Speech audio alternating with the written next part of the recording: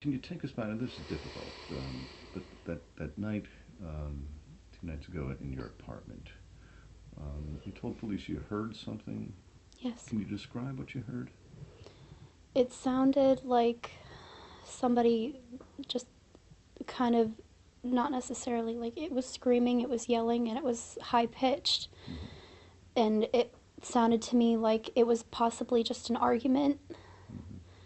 or possibly that somebody was just having an argument with a child, and maybe they were throwing a tantrum. That was Mm-hmm.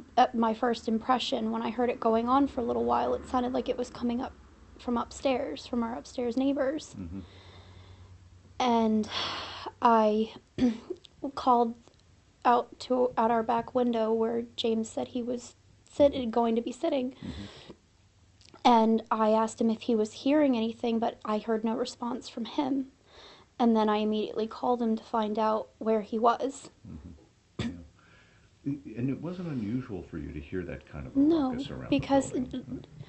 there's children in the Yeah. neighborhood. They carry on, they scream, they yell, you play tag, and it's Yeah. not unusual to hear screaming, laughter, or even on the occasion if a child's throwing a tantrum, Mm-hmm. telling their parents no. Like there could have been, it sounded like an argument maybe was happening above me, Right.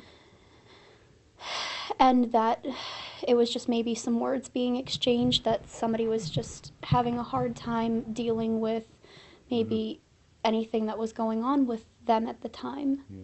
Now, later you got a hold of James on the phone, and then he came home and sat down to dinner with you. Yes, What did he look like when he came back?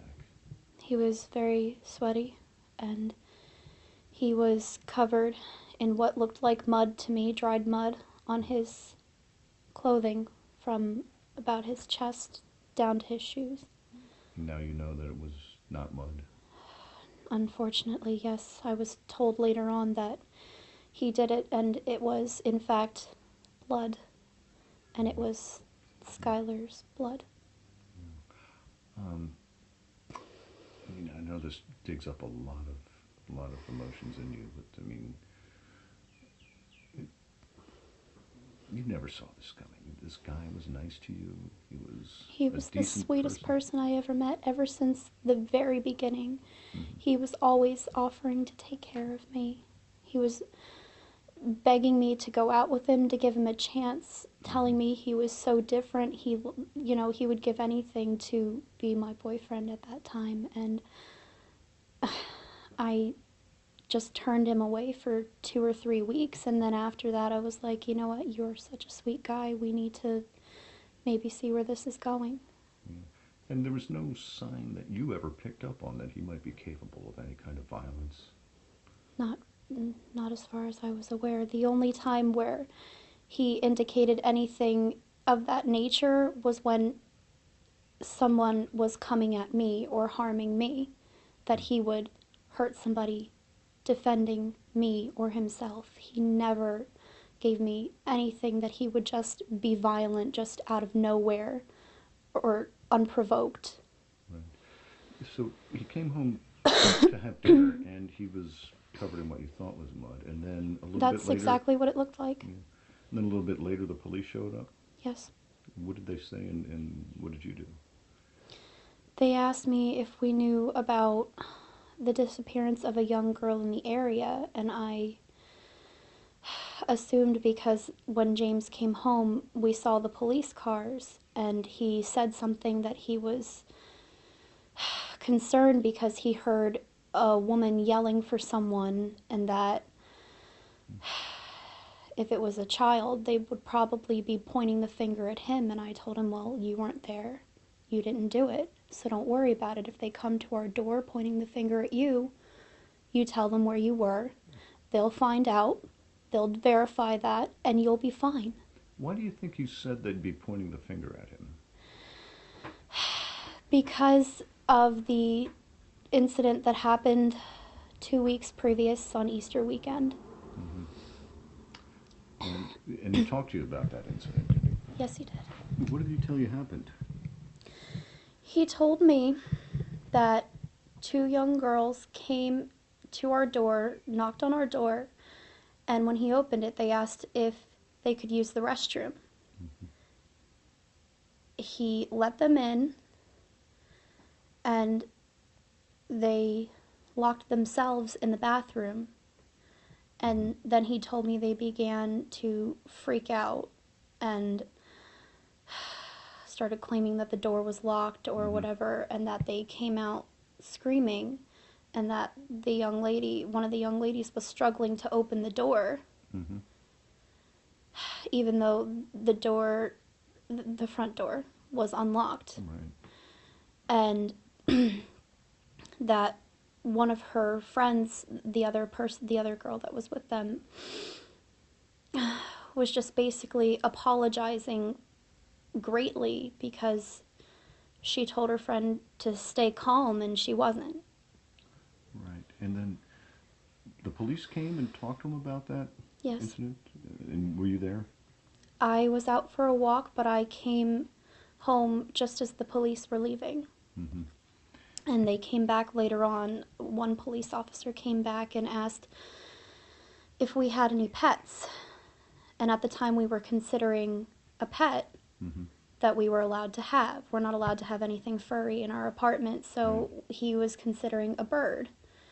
And so was I, because that would have been nice, Mm-hmm. having something that, we could still have as a pet. But you didn't have a bird at the time. No. They asked if we had any pets, and I said no. And James then said we were considering getting a bird, which, again, I thought nothing of because we were considering a bird. Mm-hmm. And so the police kind of let it go and everything. And Yes. but did you talk to him about it?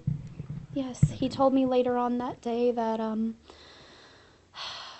one of the fathers of the girls that had just been in our apartment before the police came Mm-hmm. burst into our apartment and backed James into a corner Mm-hmm. of our apartment and was yelling at him about how horrible he was, and that he also claimed that the neighbors came downstairs hearing this yelling, Mm-hmm. and the dude turned around and said, "Do you know this guy? Is he okay? Is he, he wouldn't hurt anybody, would he?" And the Mm-hmm. neighbors said, "No." But that was what he had told me. So as far as I know, after all of this, that could have very much been a lie. And now you know what the police say happened. Yes. It must have hit you like a ton of bricks. I mean, To say the least. yeah. Was it yesterday morning when you learned of it? Yes. Yeah. When they told me, I was, I, I started shaking. I was in severe shock. I couldn't comprehend what they were telling me. I said, "You're joking, not my James. That's not, you have the wrong guy. That's not him. Mm-hmm. That's not who I know him to be. That's not my James." That's all I kept saying. You must feel, in ways, that he's victimized you as well. Yes, because this person that was so good to me, spoiled me, told me he loved me every day. And though I have had some major insecurities in the past, was always reassuring, always told me I was beautiful, that he loved me, that he didn't want me to wear makeup anymore because I didn't need it, and it was, and then now all of a sudden to come to find that that's not the person who I thought I was supposed to be getting married to, and that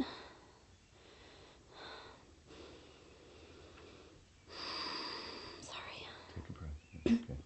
and that now he's being accused of murder in a vicious manner, and on top of that, rape. I couldn't believe it. I just couldn't believe it because that wasn't the person he was to me.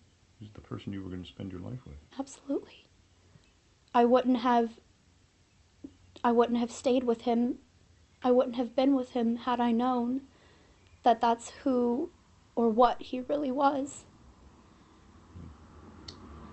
Is there something you'd like to say to him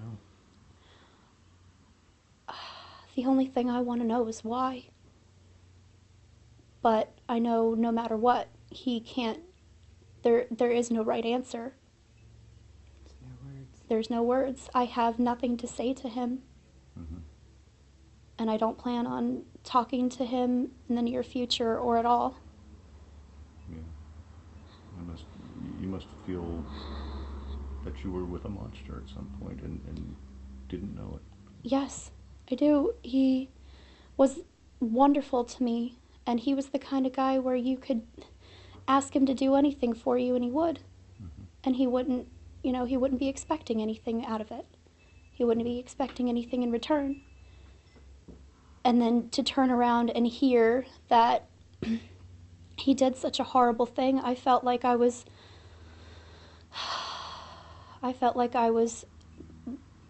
living with a stranger, a monster, maybe even a demon, because I looked at him with the best of beliefs, and now when I saw his face, every time his face comes through my mind, all I can see is just evil. And there was no clue.